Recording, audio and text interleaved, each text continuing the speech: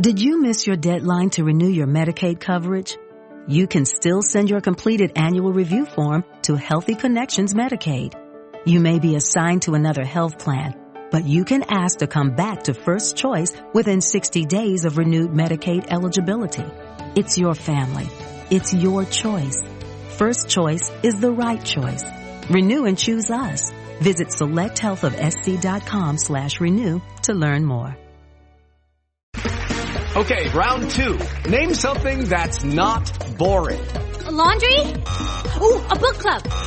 Computer solitaire, huh? Ah, sorry, we were looking for Chumba Casino.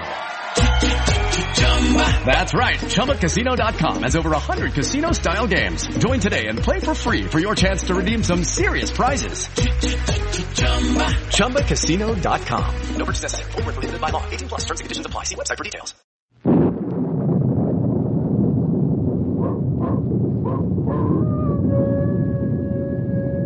Ranger Bill, warrior of the woodland. Ranger Bill, warrior of the woodland, struggling against extreme odds, traveling dangerous trails, showing rare courage in the face of disaster. In the air.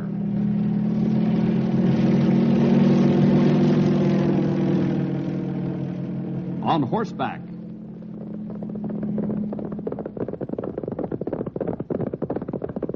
Or in a screaming squad car.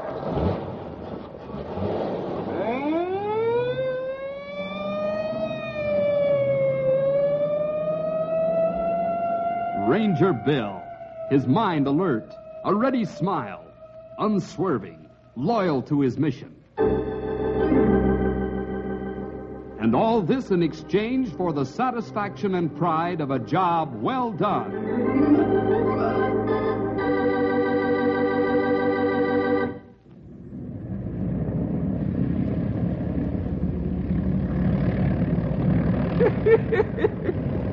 So the feller says to the pilot, I want to thank you for them airplane rides. And the pilot, he says, what do you mean rides?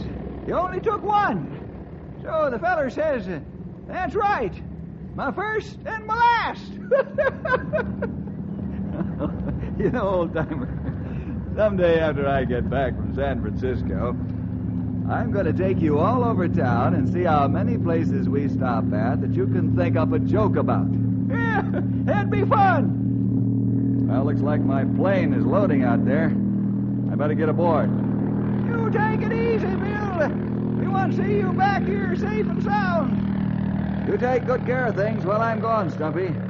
Don't let Henry get out of hand. Oh, he won't be no bother at all. If he gives me any trouble, I'll punish him with a little of my harmonica music. Well, have a good trip. Bring us back plenty of souvenirs. I wish this were a pleasure trip rather than a business trip, Stumpy. But I'm afraid we'll be pretty busy all the time there. You'd better run, Bill. Looks like that plane's going to hold not very many more. Right. So long, Stumpy. Say goodbye to Henry for me. Tell him I'm sorry he couldn't have come out this morning.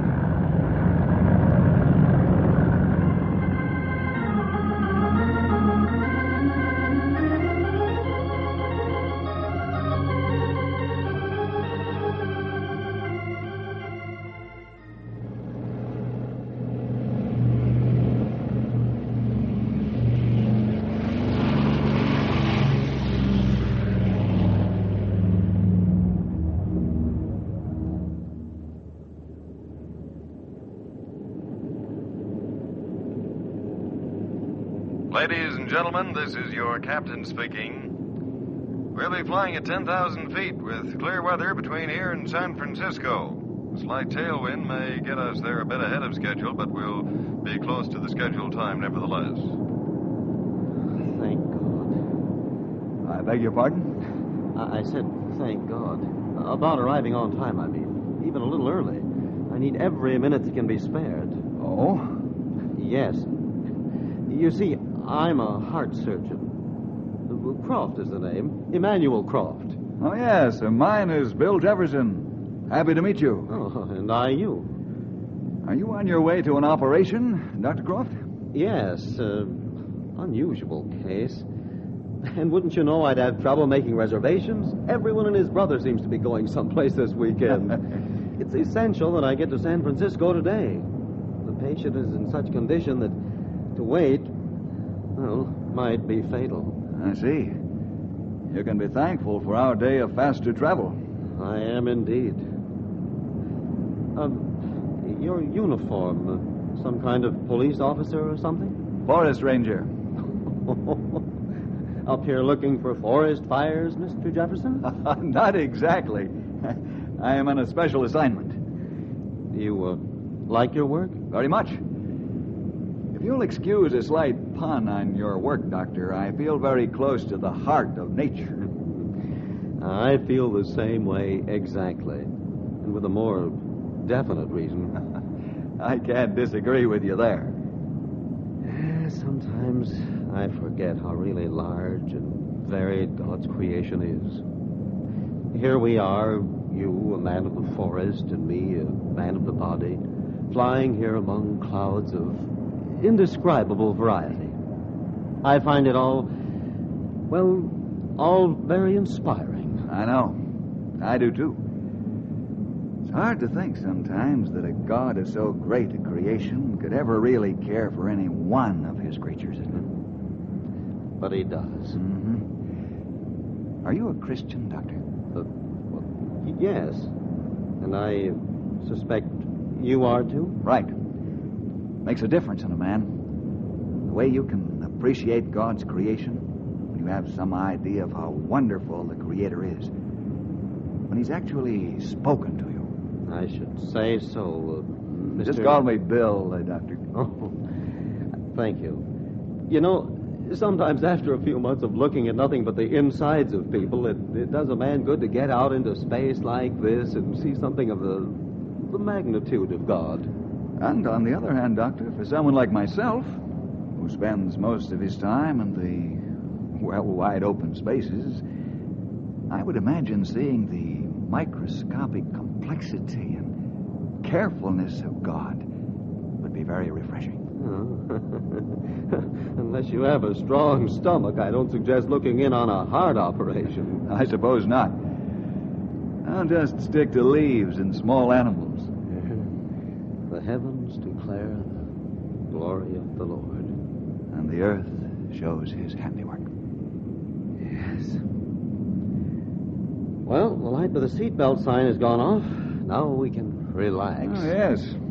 I'd forgotten we even had them on. We use them all the time on the highway in our cars. Oh. Are they really a help? They're a bigger lifesaver than most people realize, Doctor.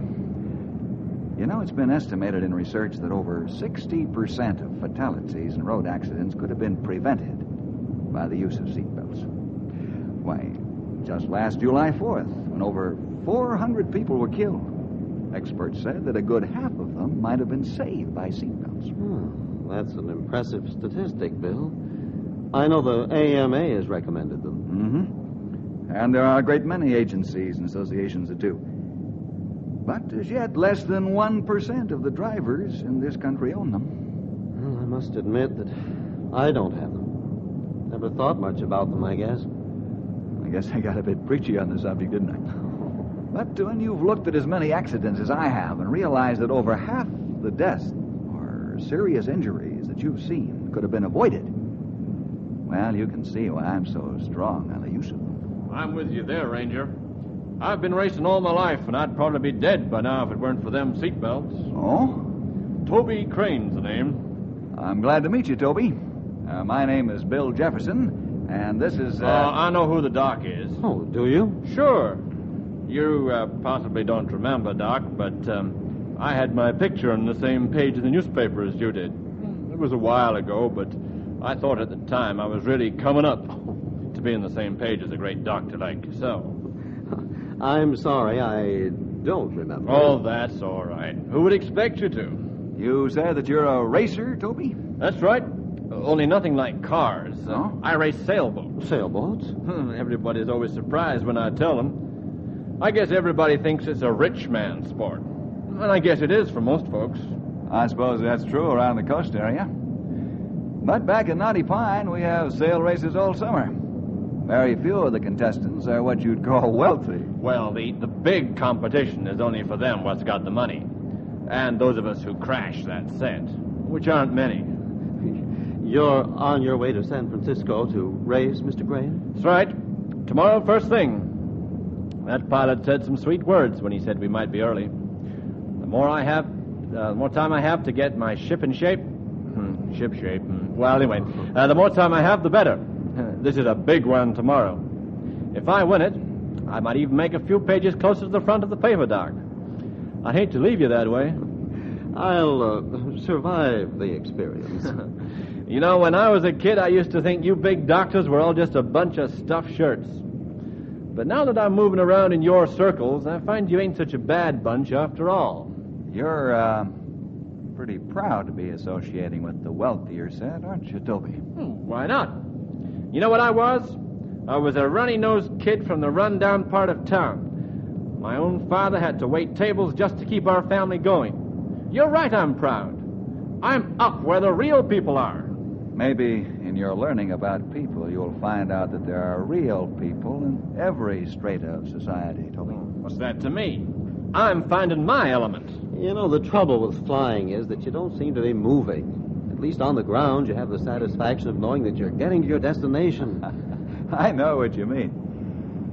But up here, we're moving a whole lot faster than on the ground. Satisfaction or no. I know what you mean, Doc.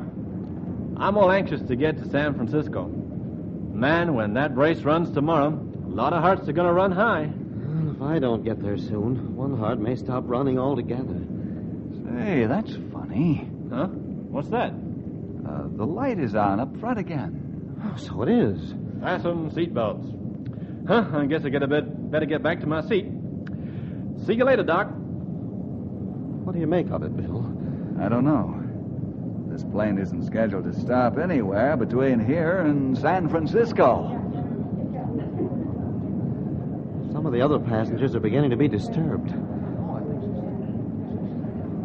Ladies and gentlemen, this is your captain again. I'm going to have to ask your cooperation. We're having some functional difficulty with the engines. We're going to have to make a forced landing. Now, please keep your seats. Do not panic. We're over ideal country in which to land, and I anticipate no difficulty whatsoever. Aid will be on its way soon after we land. Thank you. Engine trouble? Bill, this means I that know, we won't... Doctor. It looks as though you may not get to San Francisco today. In fact, there's no sure way of telling when any of us will get there.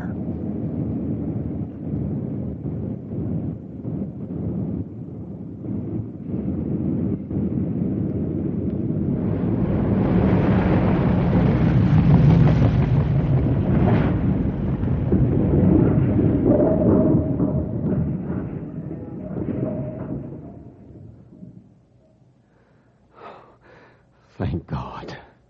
We made it.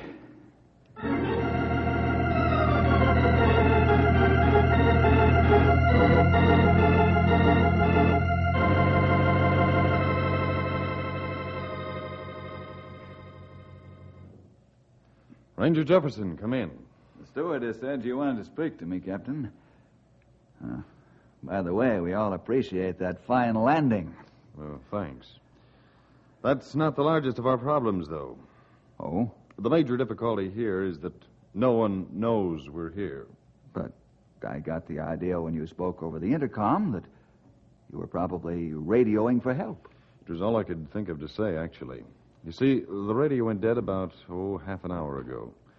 The trouble all seems to be related, probably, something in the electrical system. Well, if I can be of any help. Well, that's why I called you up here. I figured that, you being a ranger and all, you might have some ideas on how to get out of this fix. Seems to me I'm always hearing about your kind of people getting out of tight spots. I'm afraid that's a little blown up. Well, it makes no matter. Any ideas? Are we on any regular route?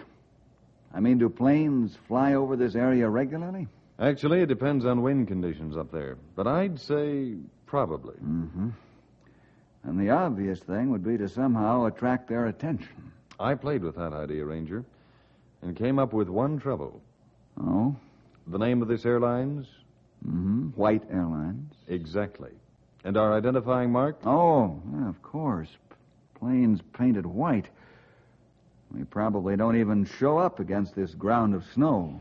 So, here we are, right back where we started from. No, not exactly. An idea? I'll need as many able-bodied men as are on this flight to help me, but I think it can be done. What is it? Come on. Let's get a crew together.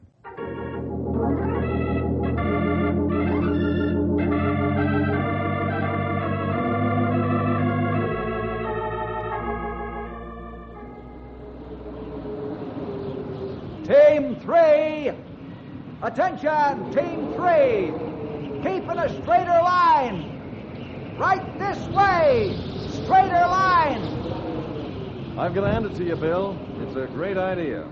I read about it somewhere, Captain. Having those men stomp out a giant word help in the snow.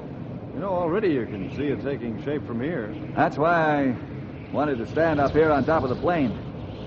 I needed a vantage point from which to direct the lettering. By the size of that big help, I'd say you could see it at, 10,000 feet easy.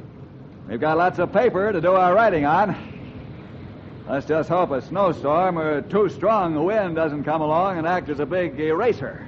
What are you planning to do after they get that big word stumped out? Just sit inside the plane where it's warm and wait? I have one more little snow-stomping job to take care of first. Oh? Seems to me that if the snow is packed down around the plane, we'd stand out in better relief. That way, whoever saw the big help in the snow would probably look closer and see the plane. Hey, that's a good idea.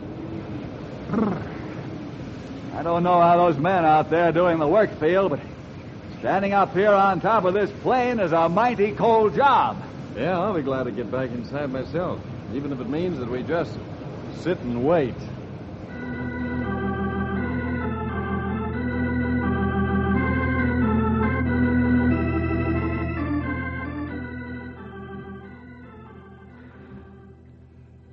What time is it? Little past noon, Doctor. And still no sign of help. No, I'm afraid not. Sometimes the ways of God are past finding out. But they're still the ways of God, Doctor.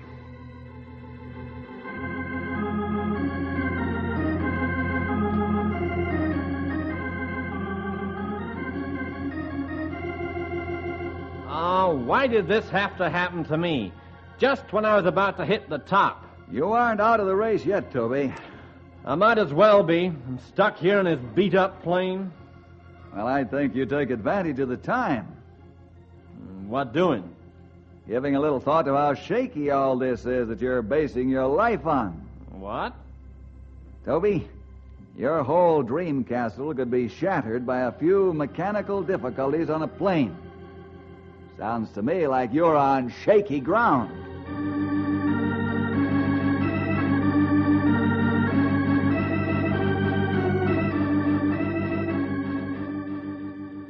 The way we figure, Bill, it's a good 50 miles to the nearest town, due west. Uh-huh. No sign of a road or highway out here. No sign of anything out here except that giant word help.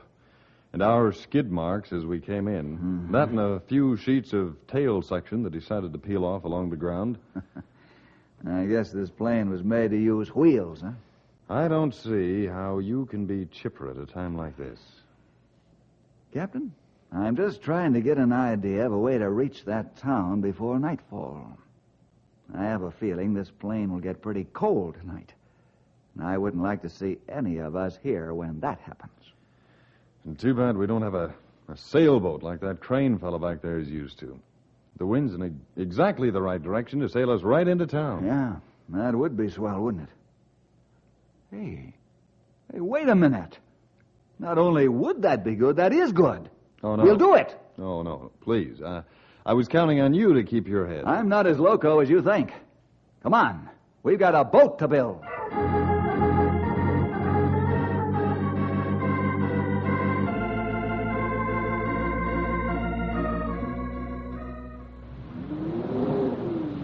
It might work, Bill. It just might work. It's got to work. We've got to do all we can to get Mr. Croft on his way to San Francisco. Yeah, and me on my way, too. I could still make that race. You've got to make this race first, Toby. Now, tell us what you need. We'll do the best we can. Who would ever thought it? Building a sail sled out of a ripped-off tail section. Man, it ought to slip across this snow like nobody's business. If it's good enough, maybe we could even start a new sport or something. I don't think it would be a very good idea, Toby. Why not? The airline companies would probably start complaining that they were running out of tail sections. Now, let's get to work. If this sail sled is going to do us any good, we'll have to do it well and in a hurry.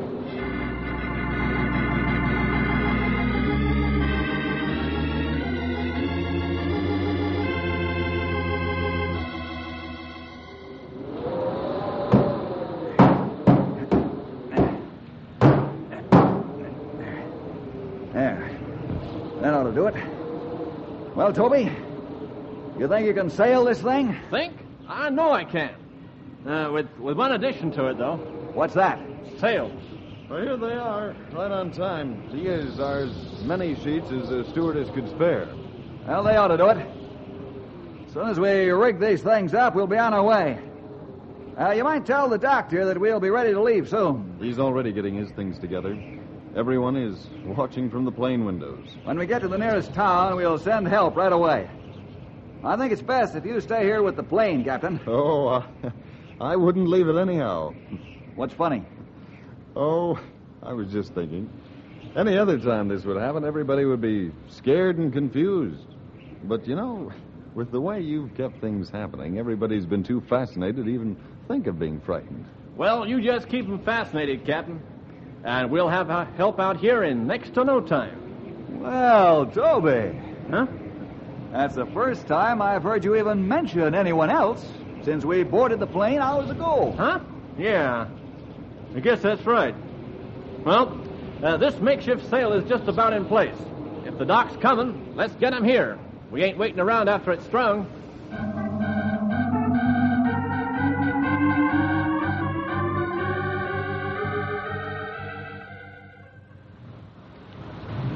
Well, this is it. All I can say is thanks, Bill, and the rest of you. And, boy, I do hope you make it all right. There's 1,000 things that could go wrong, but we ain't thinking about them. All set? All set here. I'm ready, too. Now, remember what I said about shifting your weight in case we should get hit by a crosswind and start to topple over. I'll do my best. Me too. So long. Good luck. Let's get moving.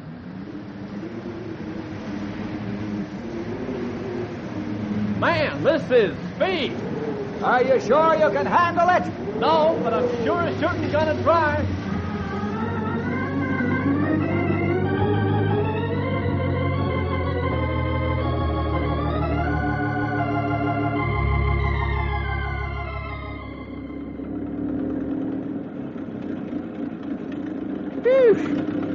It sure is a cold one today, Martha. I know, Hank.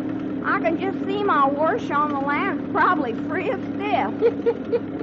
Ooh, I always like to see things like that. It actually looks like a whole lot of fellers kicking up their heels and having a wing ding. Aw, Hank, you're all a seeing things as kids. You don't need my wash line to inspire your imagination. How you talk. Me always seeing things. Why, Well, what's the matter, Hank? You look like you're seeing a ghost. I ain't sure what I'm seeing. Look, Marthy. Oh, what's that? Oh, dear. Get down the car, Marthy. Whatever it is, it's coming this way. Oh, Hank, I'm sorry for everything I ever said against you. Shh. There's some fellers on that thing, and one of them's got some sort of uniform on. Do they look like folks we know? Can't say. They's all bundled against the cold. Is it one of them spaceships? It's stopping. Keep down and you keep quiet. Hello there. Well, they at least speak our language. Howdy! If they say anything about taking them to your leader, we're done for. Shh. Could we talk to you for a minute, please? Oh, dear. Well, here goes.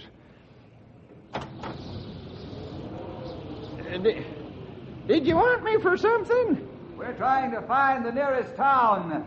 Can you tell us how to get there? Right down that way. Bye. Hey, wait! Wait a minute! We need your help! Hey, don't leave yet! Hey, wait!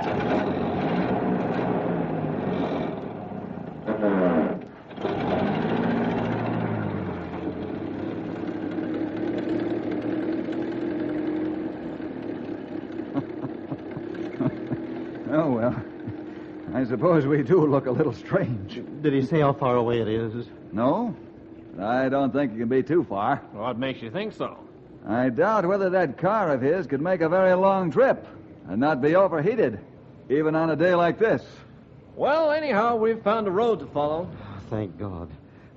Bill, I'm beginning to feel hopeful again. So am I, Doctor. Let's go.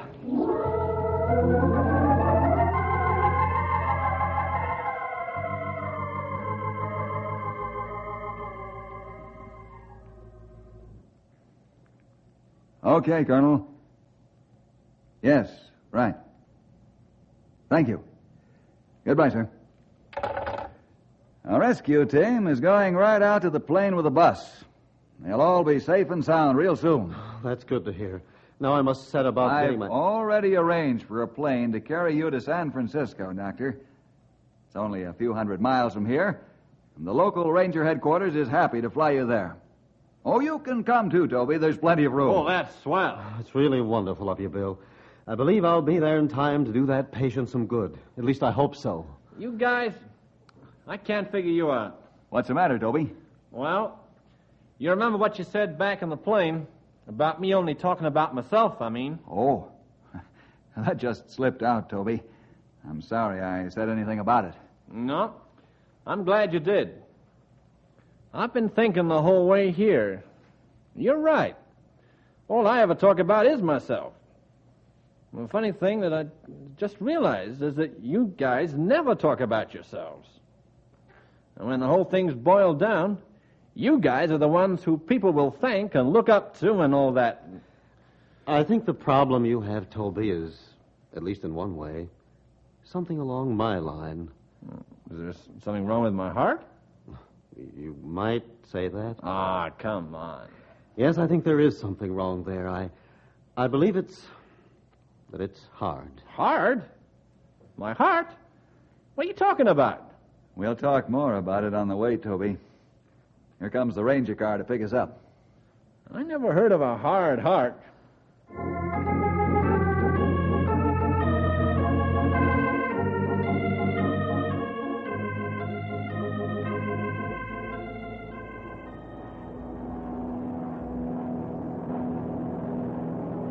So you see, Toby, you're setting your life's aims high, but just not high enough.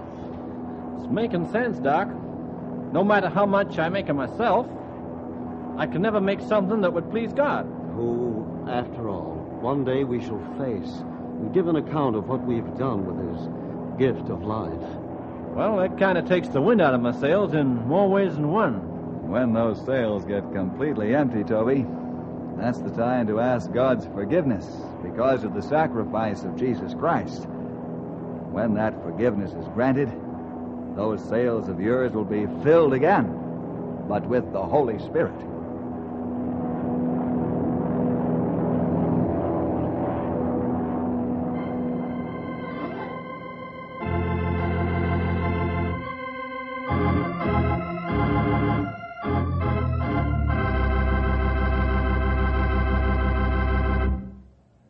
A lot of times, boys and girls, we can mix up what is supposed to be the best that this life offers with the best that God, the giver of this life, offers.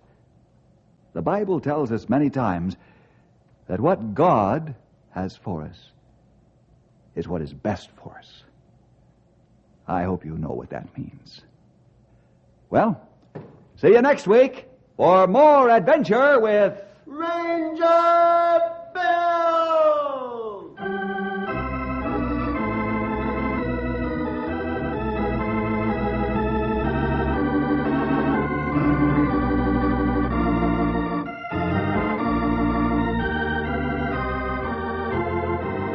This program was produced in the radio studios of the Moody Bible Institute in Chicago.